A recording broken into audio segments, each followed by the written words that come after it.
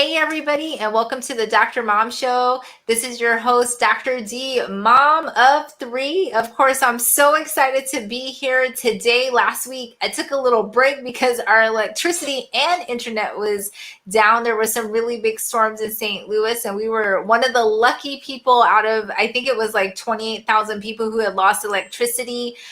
Even after we got it, after a while, some people still didn't have electricity on, but thank God everybody was safe. There wasn't any damage to the house, so we always have to be grateful to that. But of course, I missed you guys, missed doing the show, missed sharing an awesome topic with you, but we're back this week, and I'm so excited about the guest I have on today, as I always am.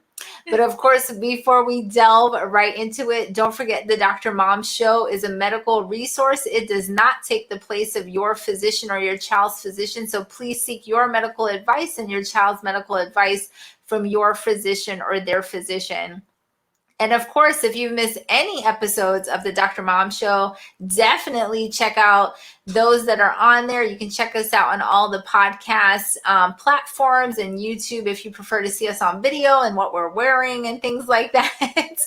You can, like my guest today, she's got this awesome hat on. So if you want to check that out, definitely get on the video. And finally, just want to give a special shout out to ALEA Publishing. If you want to turn your vision into legacy, definitely make that happen with ALEA Publishing. If you're thinking about publishing your story or any other fun story, ALEA Publishing will help you do that. Well, today on the show, I'm super excited to invite somebody. It's so funny. We connected on social media, and this is my first time like really talking to her, but I feel like, you know, some people you just connect with and you feel like you've spoken to them before.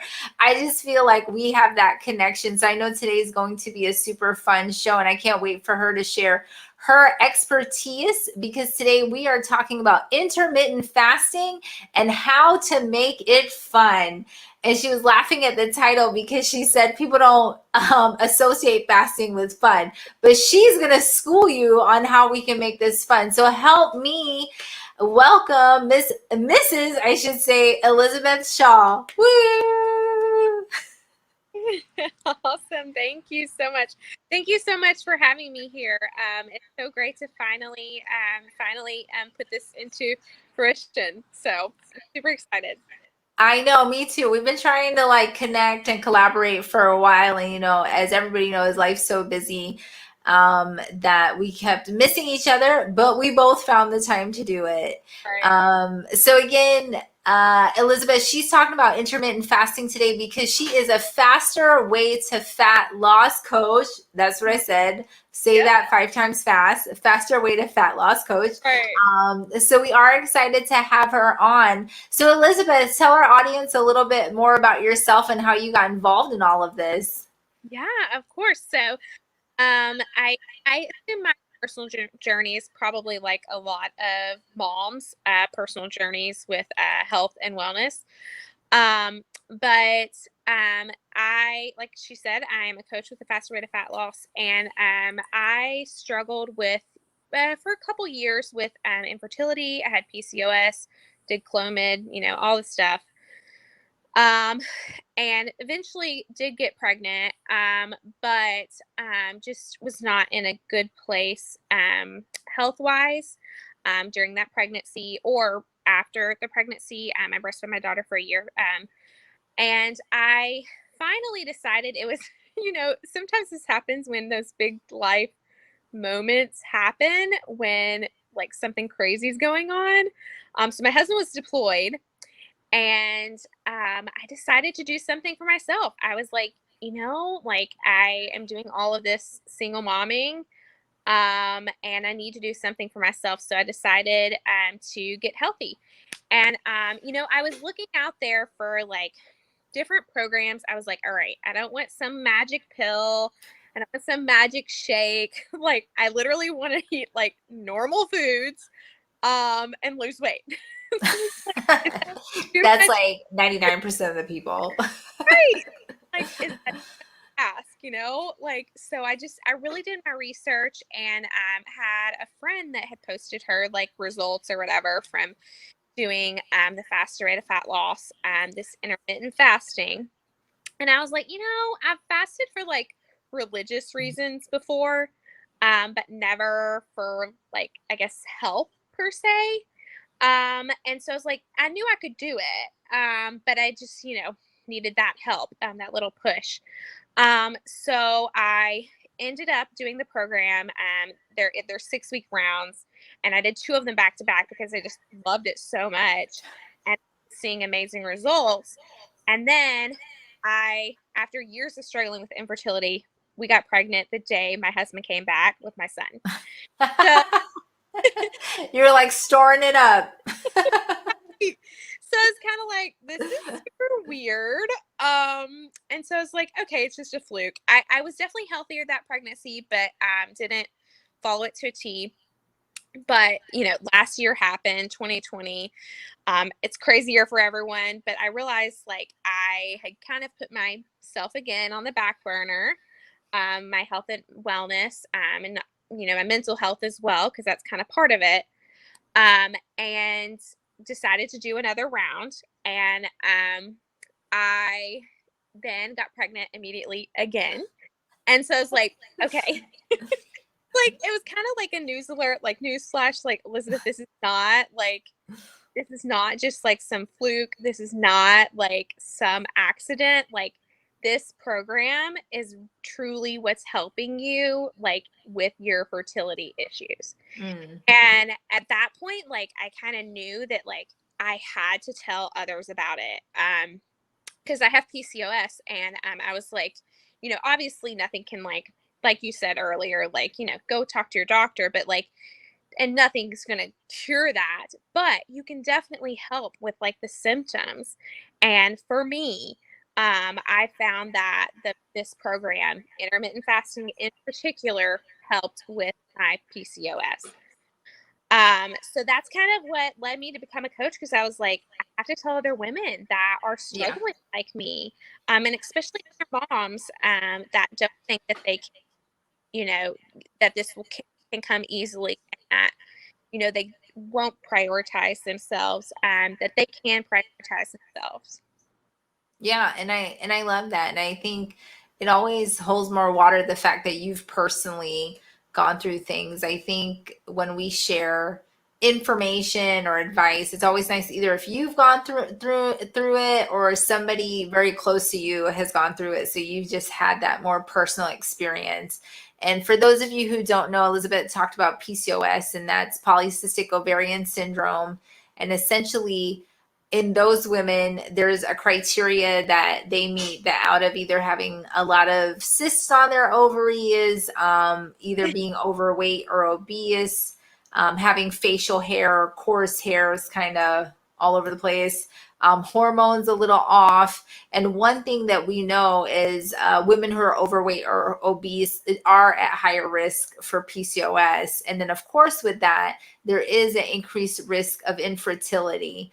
And there are medications that help, of course, like with ovarian cyst and with the coarse hair. But we do recommend that patients with PCOS who are trying to get pregnant to lose weight. And the same thing's true for a lot of things. Like sometimes we have women who may be diabetic or pre-diabetic that are trying to get pregnant, but because of that insulin resistance with their weight, losing weight helps them to become pregnant. And again, today, like we always talk about, this is one way that you can lose weight, and you definitely have to find what's right for you. Like intermittent fasting won't be right for everybody. It's kind of like keto. Like I could never be doing keto. Just saying. Could not be. Yeah. I'd be like, what'd you say, keto? As I'm like eating my piece of bread in a corner. Right. So this isn't for everybody, just so you know. And just like Elizabeth said, she isn't necessarily saying that this is going to make you pregnant or anything. But we know in general, women who are overweight or obese, when there is weight loss, there is an increase in fertility at that point, whatever way you use to lose that weight. So I really do like that. So again, today we're focusing on intermittent fasting. So let's start out. So we're going to like deep dive into this. So let's start out with like, what are the options with intermittent fasting? Are people like fasting all day, a week, continuous? How is that? Yeah. And I think, so the first thing you kind of remove from your brain is this whole idea of depriving yourself of food or depriving yourself of whatever it is your fasting window. Simply think of it as an eating window instead. That's kind of what we encourage people to think of, is that you have an eating window. Yes, you're fasting, but we're going to focus on the eating window. So there's different protocols. I know there's a 36-hour fast, there's 24-hour fast, 16, 14, 12. In the faster way, we focus on 16 hours of fasting and then that 8-hour feeding window. Now, with that being said, I'm currently pregnant. And so, yeah, with our third, and the 16 hours, you just can't really do while pregnant. So I do 12-hour fasting, which honestly is it's when you think of the eating window, that would be like 8 to 8. So 8 a.m. to 8 p.m. or, 7 to 7, 7 a.m. to 7 p.m. So it's very doable, even while pregnant. And the same for like breastfeeding women as well. Most of the time, they're encouraged to expand their fasting, like their feeding window. So more maybe like 14 hours of fasting instead of the 16. But I will say that in the faster way, once a month, if you're not breastfeeding or pregnant or hypothyroidism, that sort of thing, we do encourage a 24-hour fast. And again, one of the reasons for this and what I personally saw is to help your immune system to kind of heal your body from the inside out. Americans have a really bad problem of giving their body digestive rest. And we found that giving your body this extra time, more than like 12 hours of that digestive rest, really allows your body to, go through, like you said, the insulin that I personally struggle with. It allows your body to kind of heal itself from the inside out and really deplete those glucose stores so you can then burn fat. Because that's one thing we try to teach people, is that the first source of fuel that your body uses is carbohydrates, sugar, and then it goes to fat. So really, we're trying to deplete the body of those carbohydrates, sugar during that digestive period, so that you get into that fat burning state. And really, to do that, you have to give your body digestive rest, and that's what the fast is all about. Yeah, one thing to remember is, if you don't know, our bodies do need fat. It does need protein. One thing our body does not need is carbohydrates. And again, I personally, and this is me, I don't have anything against the keto diet, but I know like that's definitely not my cup of tea. But that is something that your body doesn't need. And I think the other important thing is during that eating window, you're able to eat normal overall, but just in general, our calories, I get people all the time who say, "Oh, I don't eat a lot. I feel like I don't eat a lot and I'm not losing weight."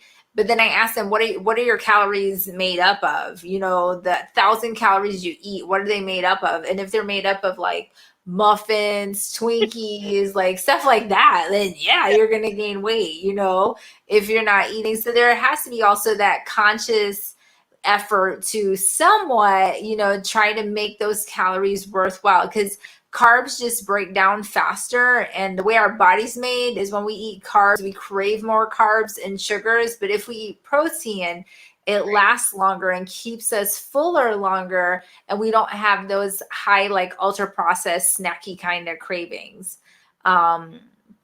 So going back to things that people can eat. So let's say somebody's fasting, and I probably the most popular one I see is maybe 16 hours, where people probably do like 7 p.m. or 8 p.m. and then until like lunchtime the next day. That's probably most common one. To tell you the truth, that's probably pretty doable for most people, depending on your schedule. I have one person who works at night, so he does it the opposite way around. But you know, when we sleep, that's like a perfect way to like quote unquote cheat, because you wouldn't be eating Right. anyway. Might as well count them in your fast. I know.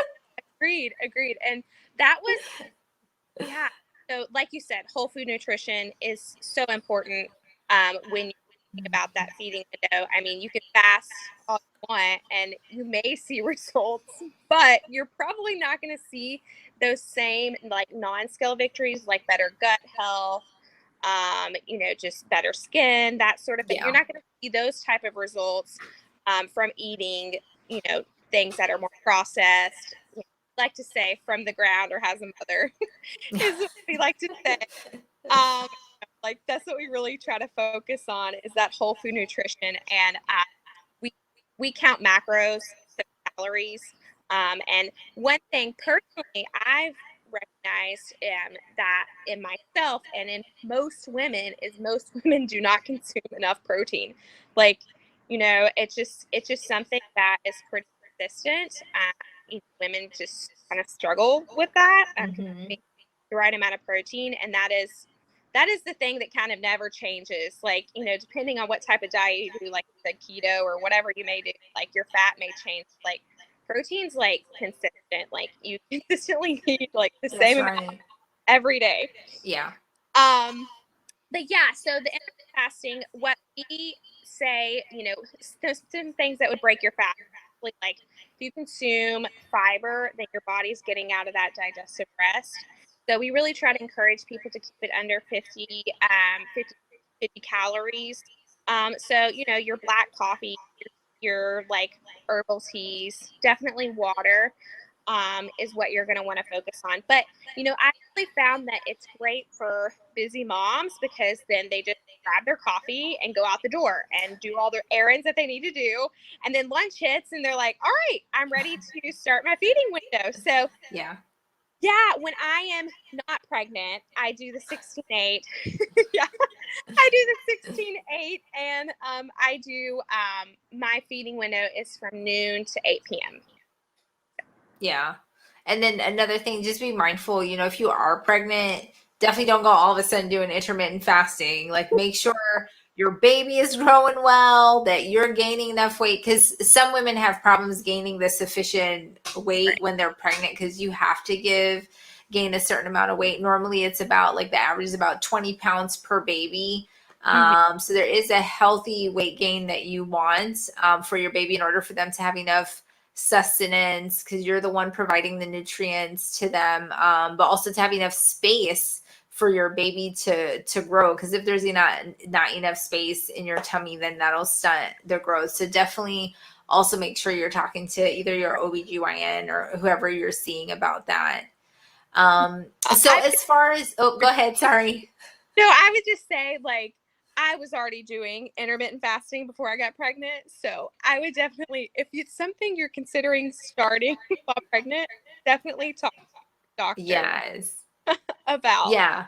No, for sure, because it's like exercise. We encourage exercise when you're pregnant, but that doesn't mean start exercising when you're Right. pregnant. You don't want to start something new when you're pregnant. Normally it's, oh, if you run a mile a day, or do the elliptical, like keep up your normal activity unless the doctor says different, but you're doing the same activity. Yeah. So in Elizabeth's case, she was already doing it. That's her lifestyle. So it's nothing new to her body. But if all of a sudden you're like starving your body, you're like, Right. your body's like, what is happening here? And the way our bodies are made is when we don't eat initially, like Elizabeth's body is used to it now. But if all of a sudden you start fasting initially, your body holds on to its metabolism and the fat initially, because it's saying to itself, oh my goodness, when am I going to eat again? But once your body gets into the routine that, oh, okay, like how she brought up her window where she has like the 16-8 or whatever it may be, her body knows, and that's how her clock is. So it knows that, oh, at this time I'm going to eat. So it's not going to hold on to everything. Now, Right. are there any like nutrition tips that you have in regards to the intermittent fasting or things people can do to help boost that healthy weight? Yeah. Okay. So like to gain weight or like maintain. To help lose if they're doing intermittent fasting, but they're kind of wanting to do it faster or to expedite their journey. Yeah. So I always encourage people to do, like I brought up earlier, is when you break your fast, you want to make sure you are breaking that fast with protein. That's really going to kind of help you with the fasting. And then also, as far as other foods go, we do in the program we do carb cycling. So we don't do low carb all the time, but we do carb cycling. And so 2 days of the week we do low carb days, and then the rest of the week is what we call like a regular macro day. But one thing that you can do is pair workouts with what you're eating. So, like on our regular macro days, we do strength training. So that's weightlifting, essentially. And then on the low carb days, we do more like cardio focused because that really revs up the fat loss. So, um, yes, lots of people see results in keto diets. And especially if you're doing those low carb diets um, with hit as well, like high intensity training, you're gonna see great results. Yeah, awesome. And again, that's kind of across the board, no matter what lifestyle change you're doing. Even if you hear about anything on commercials, it'll say the person who's like talking all fast, like blah, blah, blah, blah, at the Yeah. end, like you'll hear them. If you slow it down, you'll hear them say, in conjunction with like lifestyle modification, diet and exercise, things like that. Mhm. Because it's really hard. There is no like one miracle thing like Elizabeth No, mentioned before. It really is a conscious effort that a person has to make, and it's a person has to be determined that I'm going to do this and have some sort of self-control that oh, I could do this, I could break my fast early, but you know what, I'm going to stick it through. So there really has to be that mindset. And you guys know here on this show, I always reiterate that your mindset and just how you think is so important because it dictates so much of what we do, because we can make ourselves hungry. Like if you sit there, like try it. If you sit there and say to yourself, I'm hungry, I really want a cookie. Like I really want an Oreo. And if you keep pondering on that, I bet you it will lead you to the point where you go and you have to have a cookie, versus like if you're hungry and you're kind of like, you know what? No, I'm gonna drink this bottle of water. I'm gonna drink right. it, get this water, and you're like drinking this water and you're good. I bet you will forget that you're hungry. And that's just how powerful the mind is. Oh yeah, we talk about mindset a lot, and like you said, one of the things that people don't realize is the same cues that tell your body that they're hungry is cues that tell your body it's thirsty. So sometimes people will think they're hungry and really they're just really thirsty. So, we really like try to encourage people like drink some electrolyte water, because you may just be dehydrated and your body's just telling you something, but you're interpreting that yourself as you need food. So that is definitely something we encourage people is to get, half their body weight in water every day too. Because that is important in weight loss, but also just in really kind of teaching your body how to be healthy and overall health. So yeah, but one thing I was gonna say when we talk about how to make intermittent fasting fun, and you talk about mindset, um, again, Americans tend to have they kind of tend to equate food with rewards, whether it's a good reward or a bad reward. So So like true. Hmm. something good happened in my life, food. Something bad happened in life. That's right. And I mean, I've traveled the world. I love food just as much as the next, but like, but I've really tried to change my mindset and like not rewarding or depriving myself of food because Yeah, of X, Y, and Z that didn't go correctly or that did go correctly. that's So, right. like I said, this hat is because, I'm rewarding myself for eating healthy. And I was That's like, right. I'm going to get myself a hat instead of a cupcake. Yeah. No, I think that's awesome, and that's so true too if you have kids. I mean, Right. so many studies have found that people use like candy, sweets, cookies, things like that as a reward. And it's not that you can't do that. Of course, like if you're, Yeah. I don't know, at like a carnival and you're like, "Oh, you did such a good job. Here's some cotton candy." I think doing that once in a while, because you don't really come across cotton candy, every day per se. It's not as common.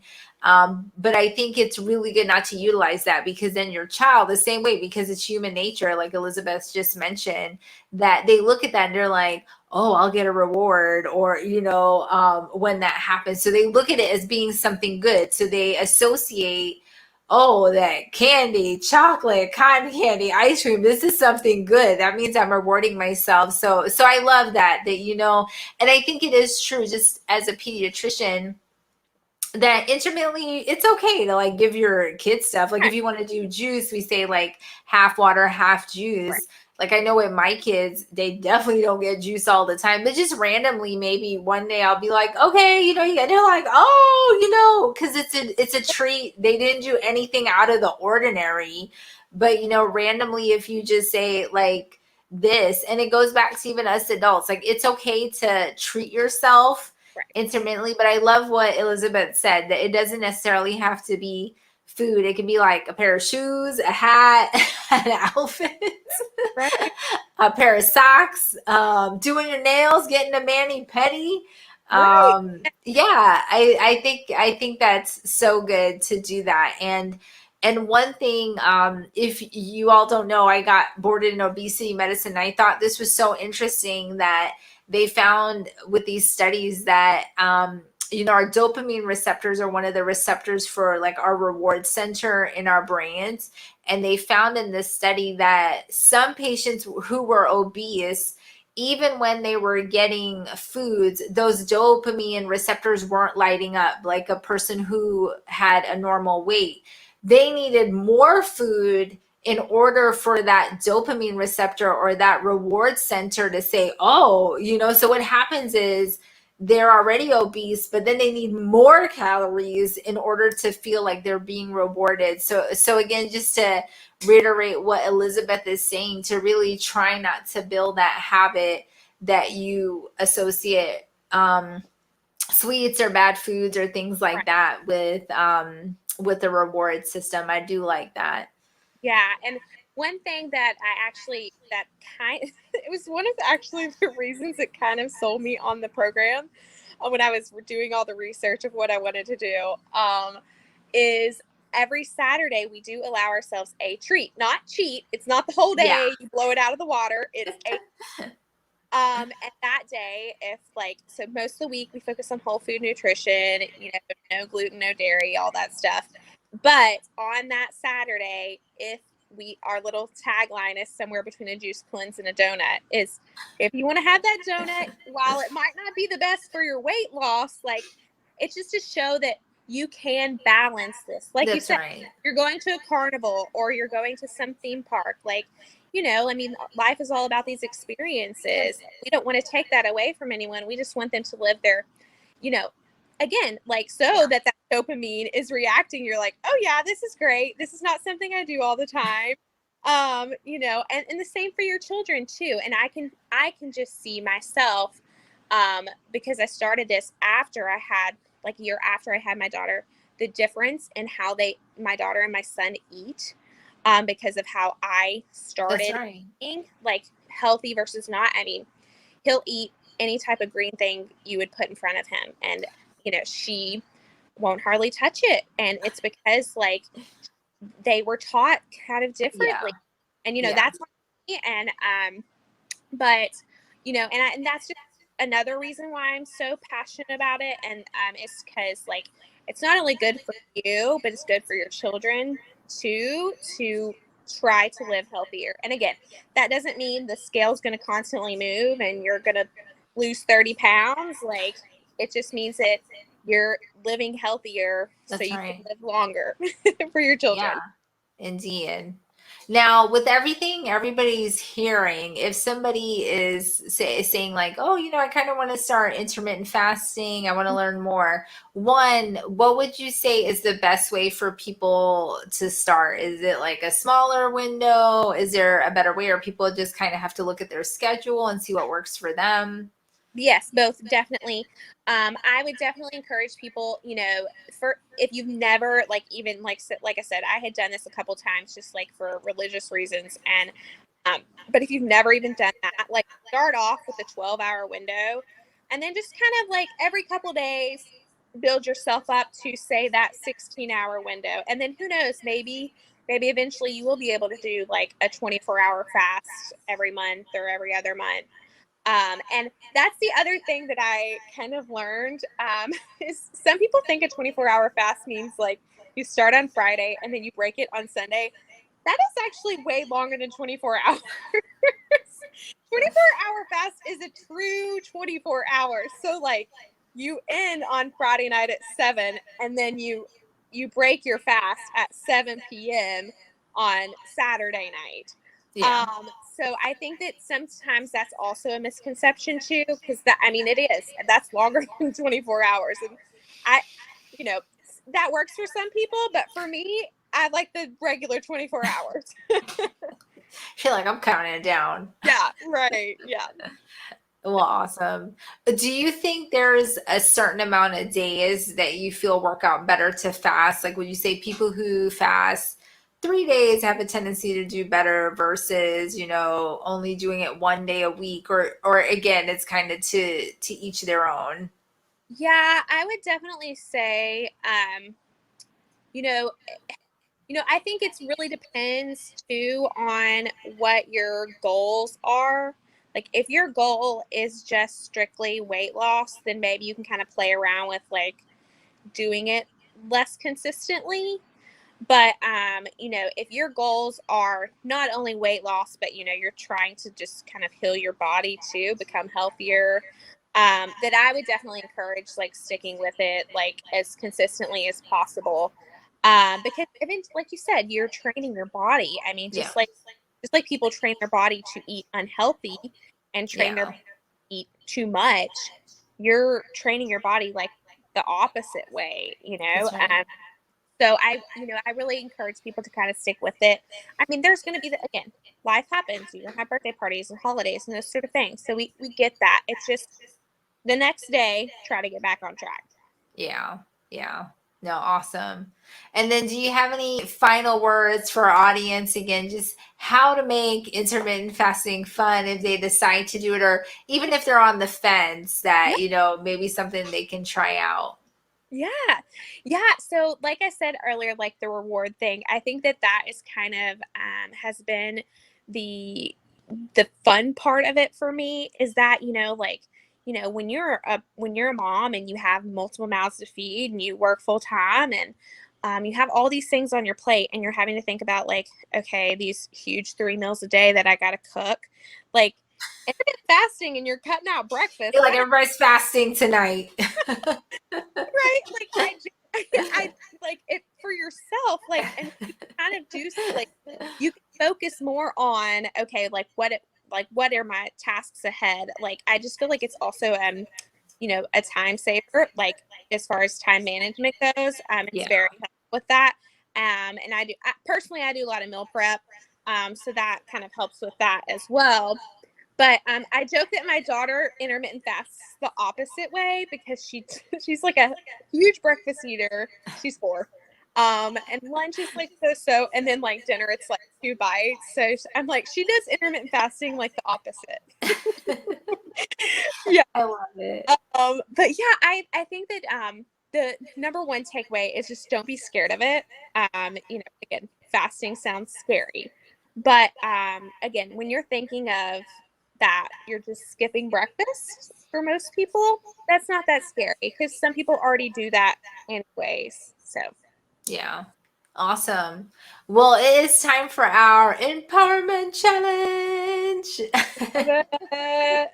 yeah, So, Elizabeth, so I have three categories, and you will pick a category and just give our audience some tips regarding that category. So, the three categories are reclaiming your identity, mastering parenthood, or re identifying your God given intuition. I mean, I feel like it's all three, but I think the number one personally for me is reclaiming your identity. Um, as moms, it's very easy to get lost in that mom, get lost in just being mom, and not being able to find yourself. And personally for me, intermittent fasting and really choosing making healthy choices for my body, my mind, has helped make me feel empowered. And also just give me back my identity. I'm not something that hides behind a camera now. Like I can get in those pictures and feel proud of of myself. And that was something I struggled with before, really choosing to be healthy. And like I said, you're gonna have bad days. I'm Yeah. pregnant. There's definitely days that I eat cupcakes. So like, so Yeah. that's fine. But like just making that healthy choices, 30 minutes a day, whatever it may be, that walk outside for yourself, really has helped me and can help you, find your identity, is really setting aside that time, um, for your health. Because in the end, like I said, I can see a clear difference between my daughter and my son. It's going to pass down to them. So, That's right. And I love that. So true. I think as moms, you guys always hear me say that we're awesome at putting ourselves on the back burner. But it's always good to find, what you love, because it is right. Your kids are watching you, whatever you're doing, will be instilled. So remember, if you're making sacrifices and not exercising, which is easy because nobody keeps tabs on your exercise most of the time. So it's like one of the first things to go, because you're like, oh, nobody's going to know except for me. But if you are exercising, getting out and doing physical activity, that will be normal for your children. So I really love that, to not only take care of yourself, but that to trickle down to your children. great. Yeah. Well, Elizabeth, thank you so much. So again, if somebody's thinking about intermittent fasting, I encourage you. It's always nice to have like a buddy to do stuff with. And let's say somebody wants to connect with you, how can they do that? Yeah, so we chatted on Instagram, so they can check me out on Instagram at ALEA Shaw. Scrolling across here, or if you were just you want to learn more, you can go to that link, thefasterwaycoach.com/# Elizabeth Shaw, and it will tell you more about intermittent fasting, more about whole food nutrition, more about like really targeted workouts. If you're something you're interested in trying. Awesome. And of course, that'll be on the notes below the YouTube video, and then of course on the podcast platform. So make sure you at least follow Elizabeth on Instagram at ALEA Shaw to support her. And then she's always throwing up tips up there. So if you aren't right now ready to take that leap, make sure you at least follow her so you can get your feet wet, see what it's all about. And then maybe in the future, if you get more interested, you could for sure connect with her a little bit more personally. So thank you again, Elizabeth. Ooh, thank you so much. This was so great. I love it. Yes, we appreciate all your expertise on intermittent fasting. Of course, just for you guys out there, again, don't forget to follow Elizabeth on Instagram. Of course, follow the Dr. Mom Show on Instagram at the Dr. Mom Show. Check us out on YouTube. Don't forget to subscribe to our channel. And if you like Facebook, follow our Facebook page, the Dr. Mom Show, there too. And of course, remember, life is precious and priceless. You are amazing, and you can do anything you put your mind to, because you're a superhero. Just have faith over fear, and God bless. And of course, like Dr. Mom always says, don't forget to wash your hands, kiss your kids, love your families, and say your prayers. Good night. Love you guys. Bye. So wonderful.